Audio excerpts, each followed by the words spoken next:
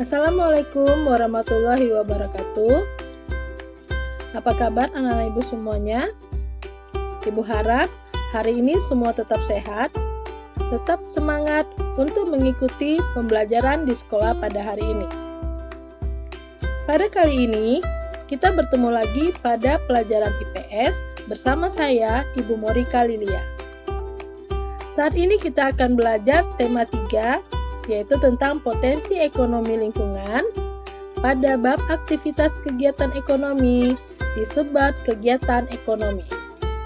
Baiklah, anak-anak ibu semuanya, ibu harap semua bisa menyimak pembelajaran yang akan ibu sampaikan melalui video pembelajaran ini. Disimak baik-baik dan dipahami apa yang akan ibu sampaikan. Baiklah, anak-anak ibu sekalian, sebelum ibu masuk pada materi pembelajarannya, Ibu akan sampaikan dulu apa tujuan pembelajaran kita hari ini. Adapun tujuan pembelajaran kita hari ini adalah: pertama, peserta didik mampu mengidentifikasi kegiatan produksi dalam kehidupan sehari-hari dengan benar. Yang kedua, peserta didik mampu mengidentifikasi kegiatan distribusi dalam kehidupan sehari-hari dengan benar. Dan tujuan yang ketiga adalah peserta didik mampu mengidentifikasi kegiatan konsumsi dalam kehidupan sehari-hari dengan benar. Nah, itulah tujuan pembelajaran kita hari ini. Sekarang, kita akan masuk pada materi pembelajaran kita. Silahkan disimak baik-baik. Baiklah, sekarang kita akan masuk materi pembelajaran kita hari ini, yaitu tentang kegiatan ekonomi. Apa itu kegiatan ekonomi? Kegiatan ekonomi adalah tindakan atau perilaku manusia yang bertujuan untuk memenuhi kebutuhan hidupnya sehari-hari. Manusia selalu melakukan kegiatan demi memenuhi kebutuhannya. Kegiatan tersebut akan selalu dilakukan karena setiap hari manusia dihadapkan pada situasi kebutuhan yang hampir tidak terbatas, sedangkan ada keterbatasan pada alat pemuas kebutuhan. Dengan demikian, manusia akan melakukan kegiatan ekonomi setiap hari hingga segala kebutuhannya bisa tercukupi. Nah, kegiatan ekonomi itu terdiri dari produksi, distribusi, dan konsumsi. Berarti, jenis-jenis kegiatan ekonomi itu tadi ada 3. Yang pertama ada produksi, kedua ada distribusi, dan ketiga ada konsumsi. Sekarang kita akan bahas satu persatu apa itu produksi, distribusi, dan konsumsi. Yang pertama, produksi. Salah satu aktivitas yang dilakukan manusia untuk memenuhi kebutuhannya adalah kegiatan produksi. Kegiatan produksi sering kita temui dalam kehidupan sehari-hari, di mana produksi merupakan kegiatan untuk menambah manfaat suatu barang atau menciptakan barang baru untuk memenuhi kebutuhan manusia. Produksi tidak hanya terbatas pada kegiatan perusahaan dalam menghasilkan barang dengan menggunakan mesin, baik secara manual ataupun otomatis. Namun, produksi memiliki makna yang lebih luas. Kegiatan menambang minyak untuk kebutuhan bahan bakar, petani menanam dan memanen padi, penjahit yang menjahit kain menjadi baju, kemudian mengolah tanah atau gabah, semua hal tersebut merupakan kegiatan produksi. Jadi, jika kita telaah lagi, semua kegiatan tersebut menambah manfaat atau menciptakan suatu barang dengan berbagai jenis pekerjaan. Jenis produksi. Hasil produksi dibagi menjadi 2, yaitu produksi barang dan jasa. Yang pertama, produksi barang. Produksi barang merupakan kegiatan mengubah sifat maupun bentuk suatu benda. Produksi barang ini dibedakan menjadi barang modal dan barang konsumsi. Misalnya produk roti, produksi mebel, dan penjahit. Kemudian ada produksi jasa. Produksi jasa merupakan kegiatan menambah nilai guna suatu barang tanpa mengubah bentuknya. Misalnya, jasa perawatan kecantikan, jasa pengobatan, dan jasa pariwisata. Adapun tujuan kegiatan produksi adalah tujuan utama kegiatan produksi untuk memenuhi kebutuhan manusia dalam rangka mencapai kemakmuran dan bisa meningkatkan keuntungan bagi produsen ataupun perusahaan. Jadi secara khusus tujuan produksi adalah meningkatkan keuntungan bagi produsen atau perusahaan. Selanjutnya ada faktor-faktor produksi. Faktor produksi merupakan segala sesuatu yang diperlukan dalam proses produksi barang dan jasa.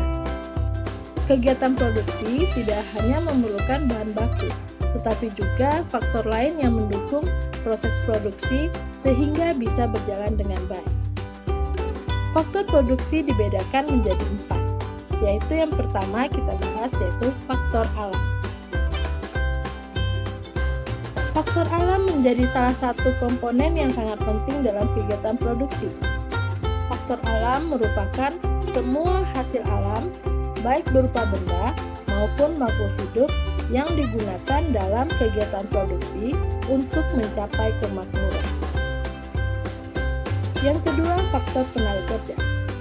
Faktor tenaga kerja merupakan faktor produksi yang menjalankan kegiatan produksi baik secara langsung maupun secara tidak langsung, di mana tenaga kerja menjalankan kegiatan produksi secara langsung dan tidak langsung dengan tenaganya untuk menghasilkan barang dan jasa, misalnya staf bagian produksi dan operator mesin produksi. Yang ketiga ada faktor modal.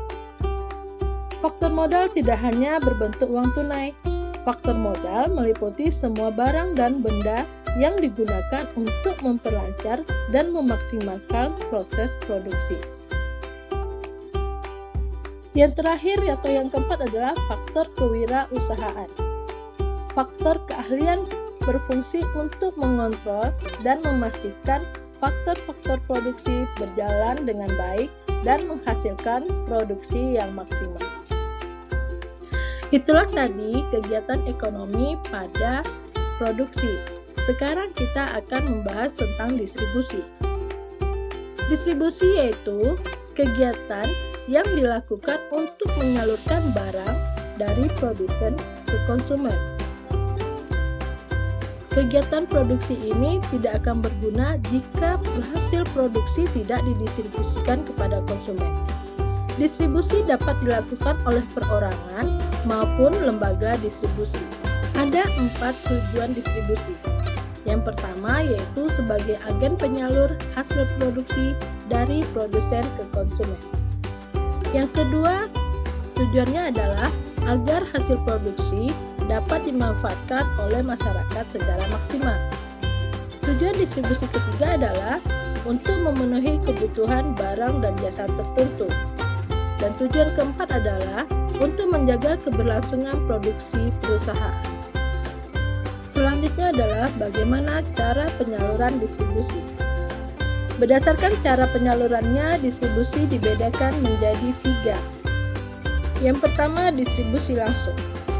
Distribusi langsung merupakan kegiatan distribusi yang dilaksanakan tanpa perantara atau produsen dan konsumen yang langsung bertemu.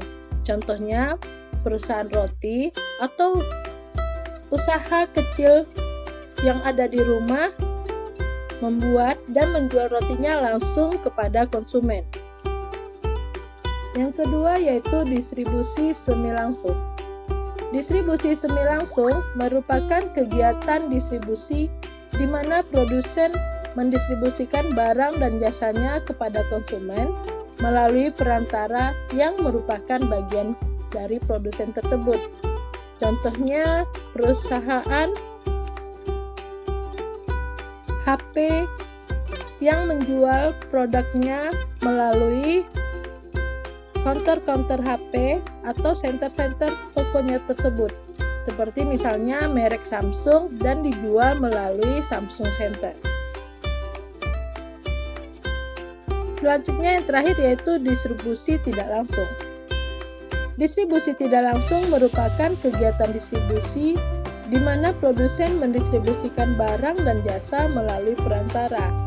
Perantara tersebut dapat berupa agen, minimarket, pasar, dan pedagang-pedagang kecil. Itulah kegiatan ekonomi distribusi.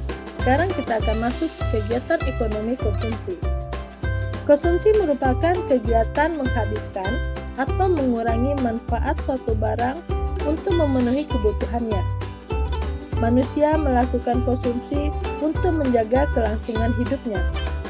Secara umum, konsumsi bertujuan untuk memenuhi kebutuhan dan menjaga kelangsungan hidup manusia.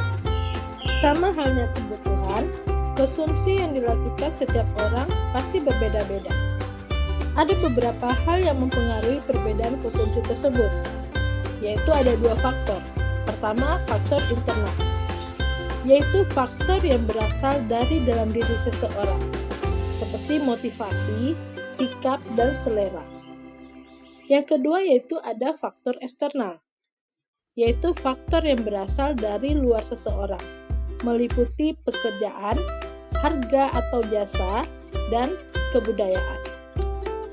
Ada juga beberapa tujuan lain dari konsumsi tersebut, seperti yaitu mengurangi manfaat suatu barang, menghabiskan manfaat suatu barang, bisa juga untuk memenuhi kebutuhan jasmani, memenuhi kebutuhan rohani, dan juga bisa bertujuan untuk estetika dan keindahan. Demikianlah materi pembelajaran hari ini tentang kegiatan ekonomi. Ibu harap semua bisa mengerti dan tahu apa itu kegiatan ekonomi. Baiklah, Ibu akhiri video pembelajaran hari ini dengan mengucapkan Assalamualaikum warahmatullahi wabarakatuh.